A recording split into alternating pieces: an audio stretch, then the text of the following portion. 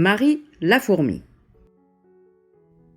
Il était une fois un château, un merveilleux château de fourmis où vivait la reine entourée de ses nombreux sujets. Des ouvrières, Marie était la plus petite. Chaque jour, elle courait avec ses sœurs de tous les côtés à la recherche d'un peu de nourriture. Mais tout ce qu'elle trouvait était trop lourd à porter ou bien trop gros à traîner pour sa petite taille. Si bien que ses sœurs se moquaient d'elle en lui faisant un tas de misère. Et quand elle rentrait le soir au château, le dos courbé sous son maigre fardeau, elle était bien souvent la dernière. La reine des fourmis, qui n'avait pas bon caractère, se mit en colère en apprenant que le plus petit de ses sujets n'accomplissait pas sa tâche. « Nous avons beaucoup de bouches à nourrir, et chacune de nous doit apporter quelque chose au garde-manger. » s'écria-t-elle furieuse. Et sur le champ, elle fit renvoyer Marie. Notre pauvre fourmi s'en fut donc seule dans le jardin. Très vite, elle se perdit, et comme elle ne savait plus où aller, elle se mit à pleurer.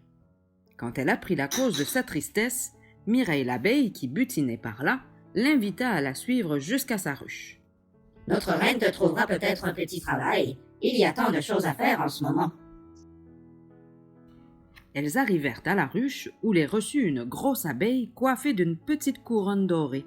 La reine. « Les fourmis sont de bonnes travailleuses. Les cuisinières sont débordées avec tout ce miel. Tu les aideras, » dit-elle. « Oh, merci, Majesté, » fit Marie en s'inclinant du mieux qu'elle put. La reine la fit conduire aux cuisines. Là, il lui fallut trimer dur du matin au soir, se lever avant le jour et remplir des pots de miel. Mais voilà, Marie plongea ses doigts dans le précieux liquide pour y goûter. Et ce qui devait arriver arriva. Elle renversa un pot de gelée royale. Lorsqu'elle eut vent de l'incident, la reine se fâcha et fit jeter dehors la fourmi encore toute poisseuse. Marie se retrouva de nouveau très seule, mais pas bien longtemps, car un bourdon vint à passer. Et comme son roi cherchait à se marier, Léon le bourdon emmena Marie jusqu'à son château pour voir si elle ne ferait pas l'affaire. Ils entrèrent dans un trou sombre et sale. Lorsqu'il la vit, le roi des bourdons agita ses ailes et s'exclama « Ne veux-tu pas être reine, petite fourmi ?» Oh, être la reine d'un roi aussi laid? Non merci. Marie n'en avait pas du tout envie.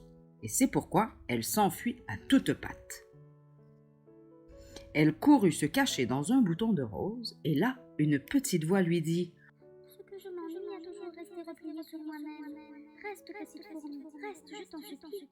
Tu me tiendras compagnie. » Aussi, dit-elle oui à la rose qui s'ouvrit et exhala tout son parfum. La rose devint ainsi la plus belle des reines du jardin, et Marie, qui était toujours la plus petite des fourmis, resta longtemps, très longtemps auprès d'elle dans un bonheur parfait.